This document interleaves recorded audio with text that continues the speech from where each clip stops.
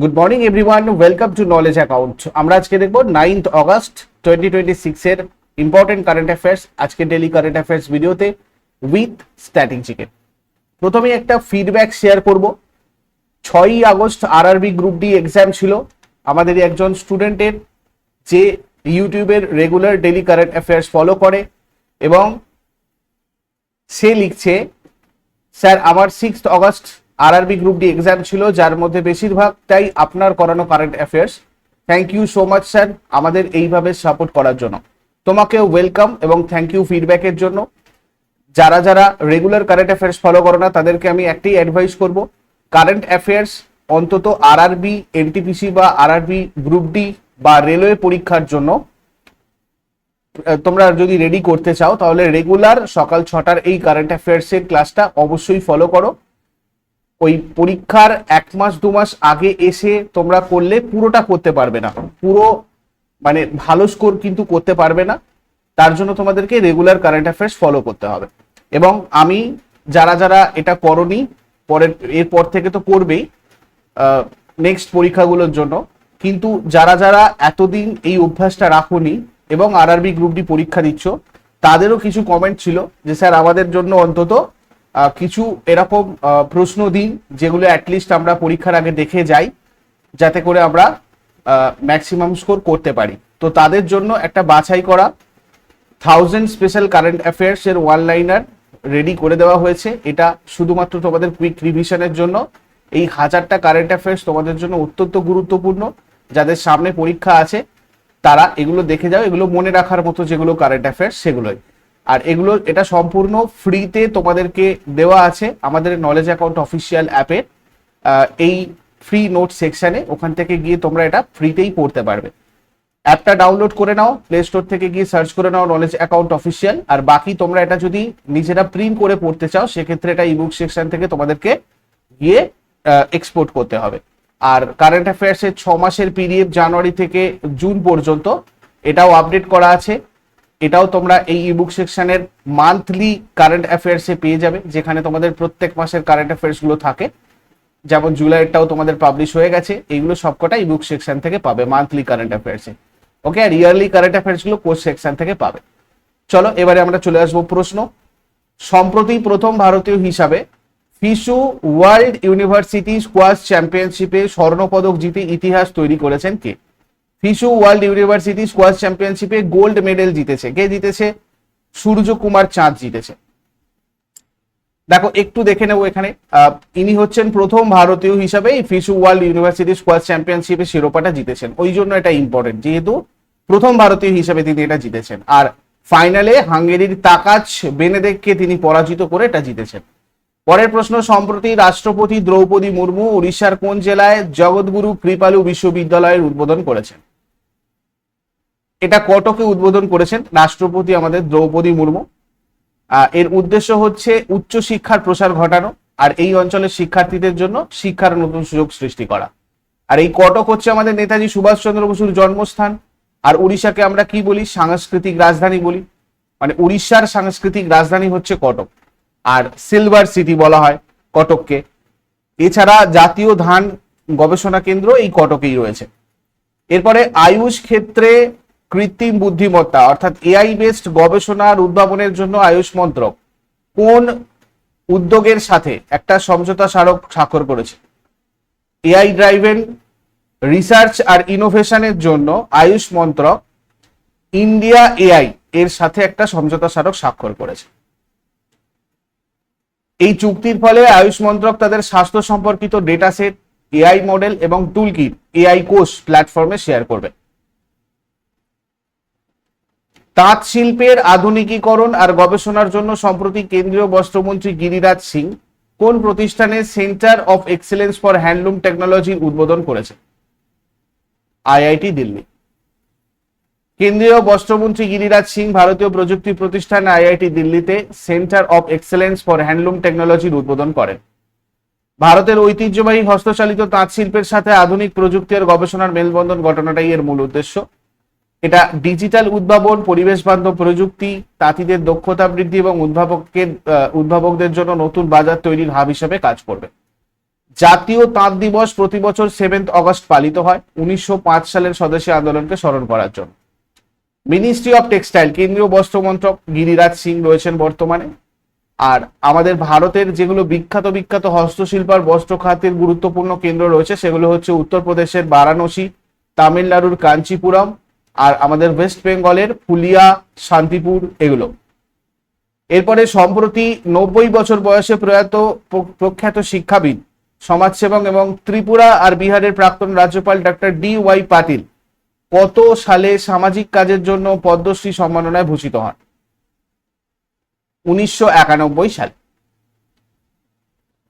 বিশিষ্ট শিক্ষাবিদ, সমাজসেবক এবং প্রাক্তন রাজ্যপাল ডক্টর DY পাটিল মহারাষ্ট্রের কোলহাপুরে 90 বছর বয়সে শেষ নিঃশ্বাস ত্যাগ করেন। সমাজসেবায় তার অবদানের স্বীকৃতি স্বরূপ 1991 সালে তাকে পদ্মশ্রী সম্মানে ভূষিত করা হয়। কোলহাপুরের মেয়র এবং কংগ্রেস বিধায়ক অর্থাৎ MLA হিসাবে দায়িত্ব পালন করেন তিনি 1957 থেকে 1962 পর্যন্ত।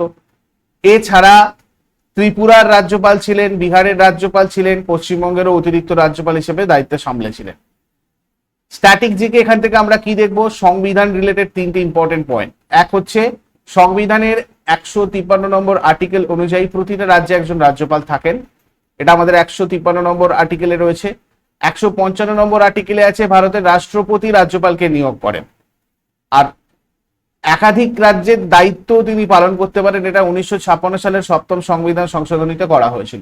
একটা রাজ্যপাল একের বেশি রাজ্যের রাজ্যপাল হতে পারেন।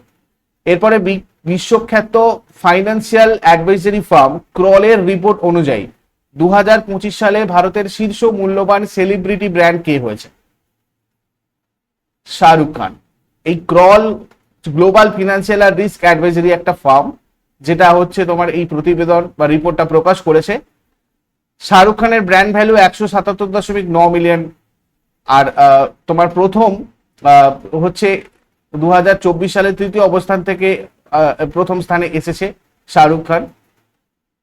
1 নম্বরে শাহরুখ খান রয়েছে, 2 নম্বরে রণবীর সিং, তারপর বিরাট কোহলি, সচিন তেন্ডুলকার, মহেন্দ্র সিং ধোনি, আলিয়া ভাট, তারপরে দীপিকা পাড়ুকোন। এরপরে কেন্দ্রীয় মন্ত্রিসভা 2026-27 থেকে 2035-36 অর্থবর্ষের জন্য কত কোটি টাকার মোট বাজেটে Gobardhan national circular bio energy scheme প্রকল্পের অনুমোদন দিয়েছে? 23,731 কোটি টাকা। এটার পূর্ণ রূপ হচ্ছে galvanising organic bio agro resources dhan. Petroleum আর প্রাকৃতিক গ্যাস মন্ত্রকের আন্ডারে এটা রয়েছে। কেন্দ্রীয় মন্ত্রিসভা 23,731 কোটি বরাদ্দে 2026-27 থেকে 2035-36 পর্যন্ত 10 বছর মেয়াদে এই প্রকল্পটা অনুমোদিত করেছে।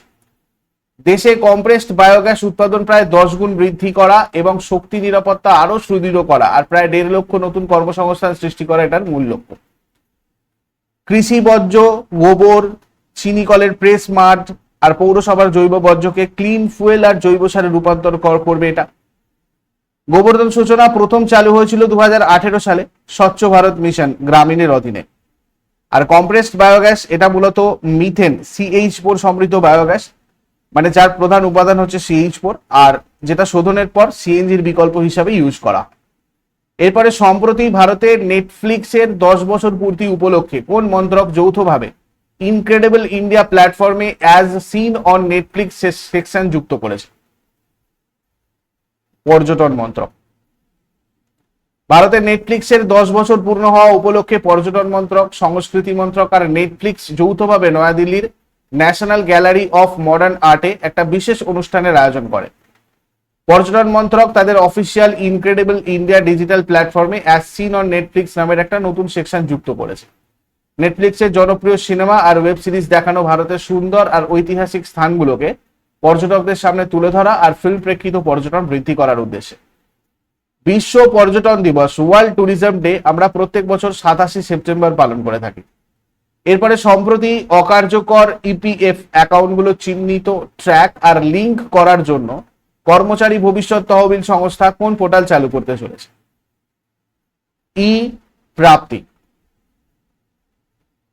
EPFO কর্তৃক অর্থাৎ প্রাপ্তি EPF Aadhaar based access portal for tracking in operative accounts নামের একটা ডিজিটাল পোর্টাল চালুর ঘোষণা করা হয়েছে। এর মূল কাজ কি?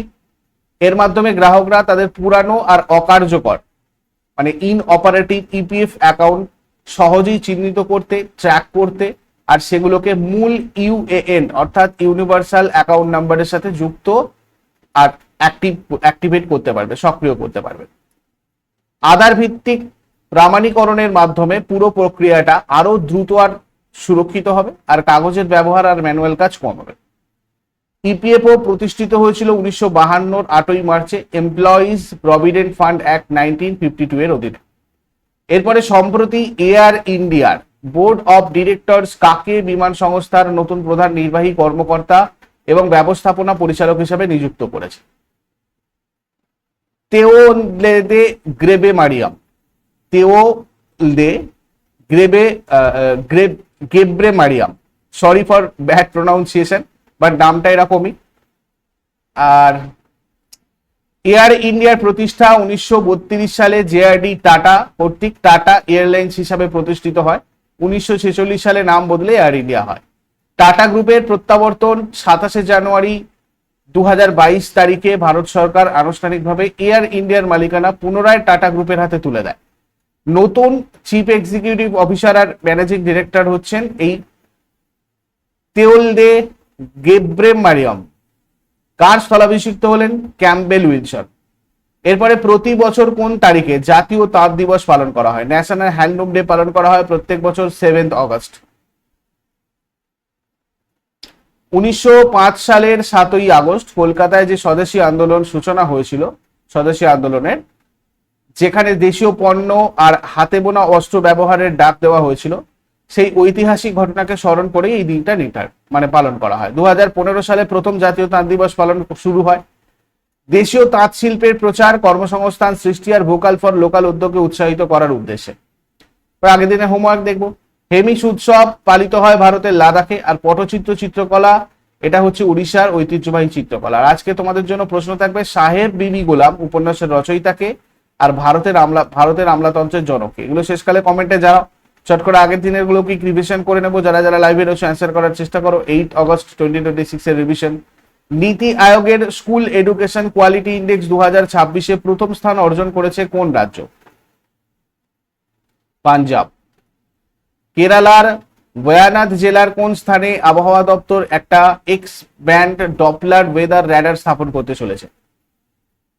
ফুলপল্লী। কৃত্রিম বুদ্ধিমত্তা, ড্রোন আর স্যাটেলাইট প্রযুক্তি ব্যবহার করে কৃষি তথ্যের নিখুঁত জরিপ চালাতে কোন রাজ্য কম্পোজিট ডিজিটাল ক্রপ সার্ভে চালু করেছে? কর্ণাটক। জল আর জৈব নমুনায় ক্ষতিকারক ধাতু আর দূষক দ্রুত শনাক্ত করতে ইআই নামক স্বল্প মূল্যের পোর্টেবল ডিভাইস তৈরি করেছে কোন আইআইটি? আইআইটি গুয়াহাটি। প্রথম ভারতীয় মহিলা পাইলট হিসাবে কৌশলগত আর লড়াই সংক্রান্ত ফাইটার কমব্যাট লিডার কোর্স সফলভাবে সম্পন্ন করেছেন কে? ভাবনা কান্ত। সম্প্রতি ভারতীয় বংশোদ্ভূত নাসা নভোচারী অনিল মেনন আন্তর্জাতিক মহাকাশ স্টেশনে তার প্রথম স্পেসওয়াক সম্পন্ন করেছেন। এই মিশনটার অফিসিয়াল কোড বা ডেজিগনেশন কি ছিল? US spacewalk 96। ভারতের প্রথম guided high altitude wildlife safari চালু করার অনুমোদন দিয়েছে কোন কেন্দ্রশাসিত অঞ্চল? লাদাখ। গুজরাটের গান্ধীনগরে আয়োজিত ট্রাভেল অ্যান্ড ট্যুরিজম ফেয়ার কোন দেশকে ফিচার্ড কান্ট্রি হিসাবে ঘোষণা করা হয়েছে? ইসরায়েল। সম্প্রতি ভারত সফলভাবে পরমাণু সক্ষম ক্ষেপণাস্ত্র অগ্নি 4 এর সফল পরীক্ষা সম্পন্ন করেছে। এটা ভারতের কোন ধরনের ক্ষেপণাস্ত্র? Surface two surface. 2026 সালের হর ঘর তিরঙ্গা অভিযানটা ভারতের জাতীয় গীত বন্দে মাতারমের কততম বার্ষিকীর উদ্দেশ্যে উৎসর্গ করা হয়েছে? 150তম। 2026 সালের 6 অগস্ট হিরোশিমা দিবসের কততম বর্ষপূর্তি পালিত হয়েছে? 81তম। এগুলো ছিল আগের দিনের কোয়েশ্চেন। ইউজফুল বলে মনে হলে লাইক করো, বন্ধুদের সাথে শেয়ার করো, কমেন্ট করে ফিডব্যাক জানাও। আর প্রতিদিন সকাল 6টার সময় ডেইলি কারেন্ট অ্যাফেয়ার্স এর আপডেটের জন্য নলেজ অ্যাকাউন্টকে সাবস্ক্রাইব করে বেল আইকন প্রেস করে অলে ক্লিক করে রাখো। Thank you so much. Take care. Have a great day.